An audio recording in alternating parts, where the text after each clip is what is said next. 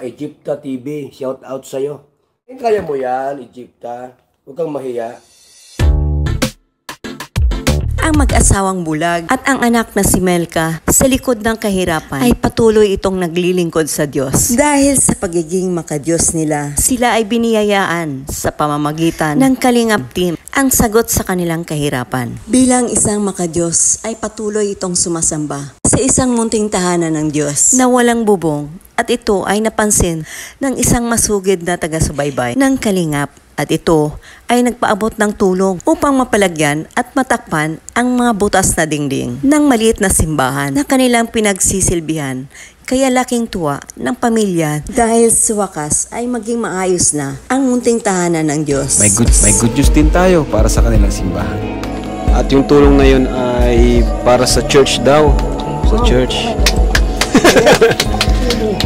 At sa pamamagitan ng Kalingap na maraming sumusubaybay at tagahanga nito, ay umabot na rin ang kwento ng pamilya ng mag-asawang bulag. At isa na ang pamilya ng nanay ni Melka na matagal na pala itong hinahanap at natagpuan uli sa pamamagitan ng Kalingap na ginawang instrumento ng Diyos upang sila ay matagpuan muli.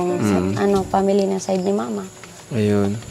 Kaya sobrang saya ko po dati kasi si Mama nakausap nila, nakasama nila kahit Kakatuwa.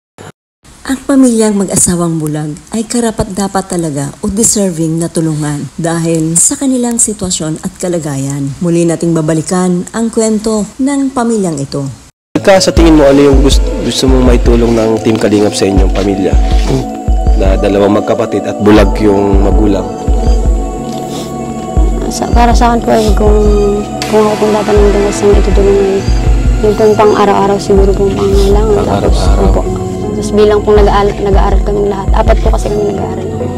4 kayo? Asan yung? Ibig sabihin, hindi lang kayo dalawa? Pinagupitan po namin dalawa kasi bawal na pong pumasok. Lalaki? Opo. Dalawang lalaki? 4 pala kayo? 5 po kami lahat. Ay, grabe. Paano niyo po tayo na bubuhay yung anak niyong 4 ay 5? Sa kabila ng wala kayong paningin? Ay, sanay lang po basta't naihanap buhay mo kahit para paano ay nakain naman po yan, naglaki naman sila. Paano po? Anong trabaho po? Ay yan, nakikipagkuparan, nakikipag-ani, nagtatabas po dyan sa mga taniman. Grabe, napakasipag niyo po tayo, bilib kami sa inyo. Ano pong pinagkukunan niyo ng lakas? Eh siyempre, araw-araw nagdadasal tayo. Sa Team Kalingap ay walang imposible. At syempre sa gabay na rin ng ating Panginoon. Hanggang sa muli, huwag niyong kalimutang tuloy-tuloy ang pagsuporta sa Mag-amang Matubang. At syempre ang aking munting channel, Egypta TV. Maraming salamat po sa aking mga subscribers at sa aking mga followers. God bless you all!